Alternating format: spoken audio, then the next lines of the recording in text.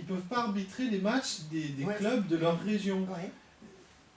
Je trouve ça un peu, enfin c'est un peu le même truc quoi.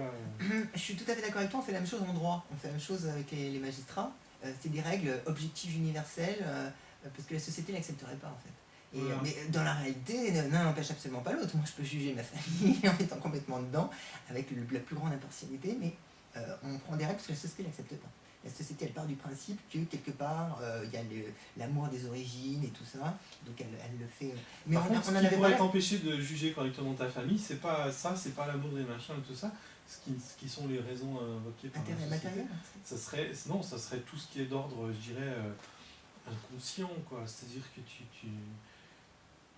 toi, tu es structuré par cette famille, donc est-ce que tu es le mieux placé pour, tu vois, enfin. Mais par contre, l'arbitre qui est Ouais. d'une certaine région, c'est quand même moins proche que toi Oui. qui es juste ta propre famille. Oui, je suis tout à fait d'accord. Mais c'était un exemple a fortiori. C'était un exemple Oui, que j'ai pris justement parce que je suis.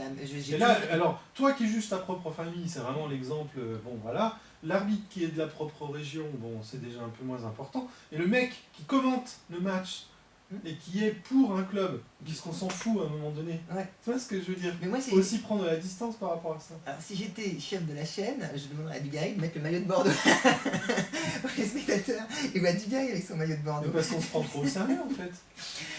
Pourquoi on se prend trop au sérieux? Mais on se prend trop au sérieux, si justement on lui permettait de faire ça. Si les supporters marseillais lui permettaient de faire ça, et qu'il prendrait de la distance par rapport à son parti pris, il en rigolerait, tu vois. Ouais. Ça pourrait être drôle. Ouais. Mais là, c'est pris trop au sérieux. Alors, je vais te poser des questions, parce que moi, je suis pas du tout au courant de Dugarry. D'abord, c'est la période que je connaissais pas. Je crois que c'est 98, hein. Il était Ouais, encore. mais là, c'était. Il commentait dimanche, là. Voilà, mais c'était un joueur de 98, Ouais, hein, ouais. génération 98.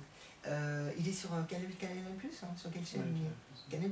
Donc il y avait un match, c'était un match de championnat. Ouais, bon, Marseille. Bon, c'était un match hyper important, je crois que Bordeaux est premier, Marseille Ouais. le deuxième. Ou, Ouais. Et il y a eu quoi? C'est qui a gagné? Bordeaux, 1-0. Encore, Ouais. il a encore gagné. Donc, Sur le but qui n'aurait pas dû être accepté. voilà, donc lui il le commentait. Et est-ce que le public connaît bien Dugarry? Ils savent que c'est un Bordelais pro-Bordeaux. Ah bah oui, bien sûr. Donc il n'y a pas de... Là, tout le monde sait de quoi il leur tourne. Regardons. On sait que Dugarry va... Lui, il s'en défend, donc on va peut-être dire, on ne sait pas. Mais voilà, il y a les faits. Et les commentaires qu'il fait. Et toi, tu sens qu'il est pro-Bordeaux. Bah oui, voilà, bien sûr. Il a gardé un bon... En plus, il est peut-être pro-Bordeaux, et bon, ça c'est peut-être un peu plus litigieux, il est peut-être même un peu anti-Marseille, parce qu'il a joué à Marseille et qu'il est parti en mauvais termes. Ah ok. Alors peut-être qu'il y a ça, alors ça c'est plus litigieux, parce que c'est peut-être pas vrai. Peut-être pas. Mais par contre, pro-Bordeaux, il peut le dire, quoi, enfin, c'est quoi le problème à la rigueur? Tu vois ce que je veux dire? Ouais, je suis tout à fait d'accord.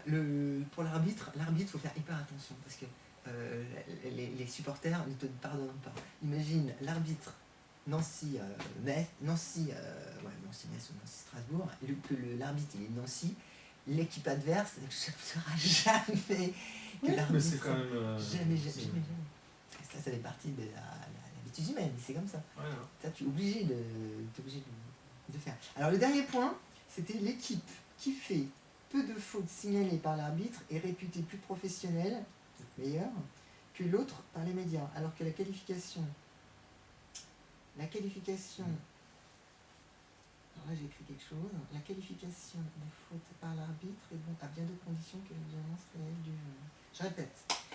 L'équipe qui fait peu de fautes signalées par l'arbitre est réputée plus professionnelle que l'autre par les médias. Alors que la qualification de faute, c'est-à-dire la qualification de faute, le fait de dire que c'est une faute, par l'arbitre répond à bien d'autres conditions que la violence réelle du joueur. Je crois que j'avais écrit ça, c'était en revisionnant les matchs de la Coupe du Monde. Donc je regardais les arbitres et c'est un truc que j'ai jamais compris, notamment quand tu regardes ça c'est justement ce que j'ai vu hier, quand tu regardes la législation du football, tu t'aperçois que la législation n'est pas appliquée du tout. Et d'abord la législation est injuste et ensuite elle n'est pas appliquée. Et c'est très surprenant, notamment quand il y a eu la main de Thierry Henry, pour donner un exemple. Tu sais qu'hier, je crois que c'était daté du 19 janvier, c'est passé par la FIFA. Hier, il y a eu le résultat, il y a eu une assemblée à la FIFA pour juger la question de la main d'Henri. Et donc on s'y attendait, évidemment, il n'y a rien, tout est normal, tout va bien dans le meilleur des mondes. Et donc il y a eu sur Google, j'ai vu c'était un juriste, je crois que c'était un avocat, qui a analysé les textes et qui a dit qu'il existait dans le football un article qui aurait permis tout à fait juridiquement de faire échec au match concernant, c'était un article qui disposait que des matchs peuvent être rejoués lorsqu'il y a des pratiques contraires au fair play du football. Et par ce seul texte, on aurait très bien pu faire rejouer le match. Dans la législation, la réglementation de la FIFA, c'est possible. Là, c'est écrit en gros, motif, c'est que juridiquement, nous ne pouvons rien faire. Donc on retrouve exactement la même chose dans les tribunaux, où les mecs vont invoquer le droit, ils font ce qu'ils veulent avec le droit, c'est comme la religion. Tu as un texte religieux, n'importe qui fait dire ce qu'il veut, texte religieux. Donc là, c'était un exemple. Et donc quand tu regardes les lois du foot, je crois que je l'ai là, les lois du foot, ça s'appelait Storyfoot. C'est là où c'est un site, je te conseille de voir. Tu dois le connaître, certainement, d'ailleurs mieux que moi peut-être. C'est un site Storyfoot, dedans tu as des articles. Donc ils te le mettent assez bien foutu, tu as les 17 règles. Et donc là j'ai vu la loi par exemple 17, je crois que c'est ça, jamais appliquée. Tu as joue d'une manière dangereuse, tu retrouves ça souvent. Et tu vas avoir coup franc, joue d'une manière dangereuse. Donc c'est très subjectif et très relatif. Et quand tu regardes l'arbitre, en plus, à la fin, le match devant toi, c'est encore plus incompréhensible. Souvent, tu comprends pas ce qui se passe. Donc c'était assez étrange, juste pour l'anecdote, c'est que j'ai regardé tout ça, puis après j'ai regardé les vidéos. Et je suis tombée sur les vidéos sur Google, où l'arbitre se fait la tête. Malheureux arbitre, mais en même temps t'es content. T'as l'arbitre qui se prend des ballons. Par exemple, il y a des cycles de vidéos où tu ne peux pas ne pas rigoler. T'es obligé de rigoler. Tu vois l'arbitre qui marche sur le ballon, par exemple. Il court, il marche sur le ballon, c'est assez donc c'est assez rigolo. C'est pour vous dire ça. Voilà, donc ça c'était le dernier point. C'était un truc à dire. Puis on va regarder si ça a été enregistré. Et voilà. Non, mais c'est bon. Hein. C'est bon alors moi, attends, je regarde si j'ai un truc à te dire. Ah oui, t'as des mots très laconiques dans le foot. T'as par exemple avertissement, carton jaune, pour toute personne qui effreint les lois du jeu. Enfreint. Enfreint. Les lois du jeu. Les lois du jeu. Hein. C'est le truc que j'arrive pas très bien à comprendre. Et j'ai interprété ça de la façon suivante. Lorsqu'une personne viole la réglementation, mais il le fait trop souvent, à ce moment-là, on lui donne un avertissement, c'est un carton jaune. C'est la seule façon que j'ai trouvé de l'interpréter. C'était le cas quand même. Oui, c'est pour ça. Tu as... Attends, un truc j'avais trouvé ça incroyable. Comportement, oui, tu as plein de mots. Donc là, tu as par exemple comportement antisportif. Tu vas voir loi 12, comportement antisportif. Donc le fait que tu aies un comportement antisportif a plein de conséquences. Alors, le comportement antisportif, j'aimerais bien qu'ils définissent antisportif, parce que quand tu demandes au ministre, écoute, par exemple, tu avais l'amour, ou maintenant c'est Yadé, je crois, qu'est-ce que c'est le sportif? C'est un comportement sportif, déjà ils ne savent pas ce que c'est, et c'est pas clair du tout. En tout cas, c'est pas du tout philosophique. Et là, à partir de cette qualification de antisportif, tu as plein d'effets.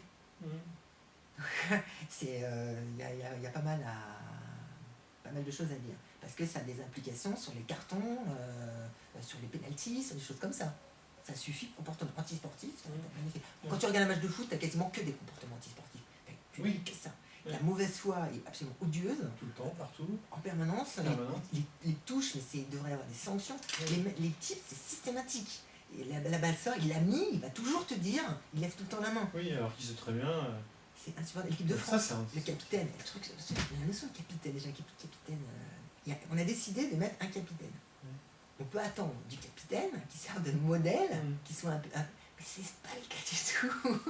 C'est pas le cas du tout. Thierry Henry, qui était capitaine de l'équipe de France, j'ai lu un peu tous les commentaires qu'il y avait autour de la décision de la FIFA sur la main de Thierry Henry.